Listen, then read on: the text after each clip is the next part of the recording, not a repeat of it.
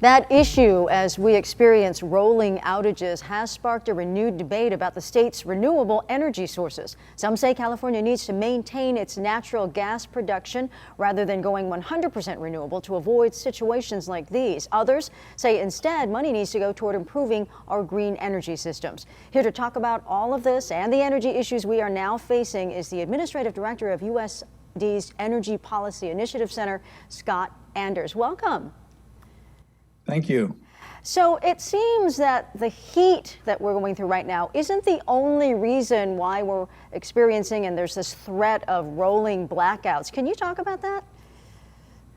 Yeah, I would say that the cause of the blackouts there are two parts. One is an immediate cause, and that is the heat wave. I mean, this heat wave is extreme. It's across most of the Western United States, and we do import power from across the Western US. So we import power from the Northwest, and we import power from Nevada, Arizona. And, under normal circumstances or many circumstances, when we're having a heat wave, they're not.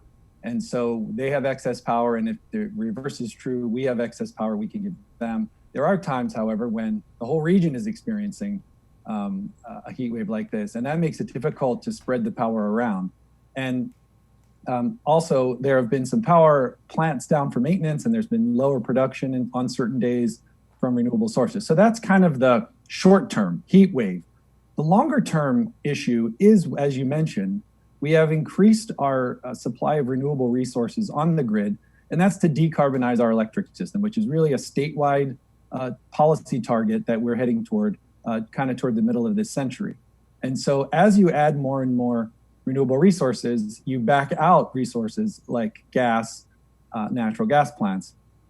And I like to use the analogy of a car. The grid, operating the grid is a bit like driving a car. If you're driving a car and you go uphill, you have to push on the gas to get up the hill. Well, this heat wave is sort of the equivalent of driving up a hill. So, we need to push on the gas, and that's where we're looking for gas power or other kinds of power to help us get up that hill. Now, in the longer term, we will see renewables increasing. We'll see natural gas as well. But I think the hope of planners and policymakers is that over time we transition to almost 100% clean grid. But to do that, we're going to need some other source that we can use to step on the gas, so to speak. So one option is energy storage.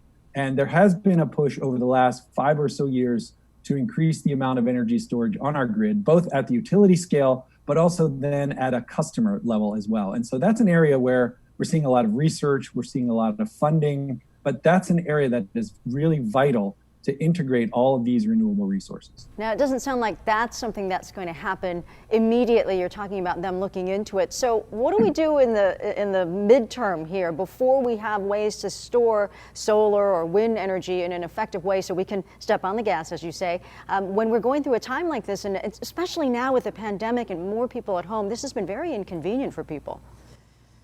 Yeah, I agree. It is a challenging time for all of us, and this power outage doesn't help. And so I would say that in the short to medium term, there is a policymaker or a regulatory response that has to happen here. And so that is figuring out ways to ensure that we're prepared for kind of the worst case scenario. And so that's definitely something that I'm sure you'll hear more about in the coming days. We've heard the governor talking about starting an investigation looking into this. So, I don't want to second guess the outcome of that. We'll let you see where that goes. But in the immediate term, we all play a role. This is a supply and demand issue. And so if we're having a challenge on the supply side of things, then we as customers or residents, we can do something on the demand side. So if, as you've been hearing from energy officials and the local utility SDG&E, if we can move consumption out of that 4 p.m. to 9 p.m. period, or turn your air conditioners to 78 or higher, or if at all possible, turn them off. So there's definitely a role that the individual can play. And it is relatively, it's an inconvenience to be sure, but it is relatively short term.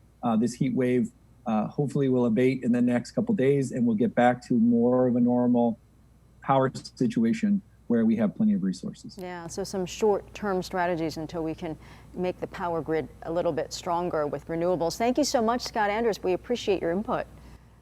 Thank you.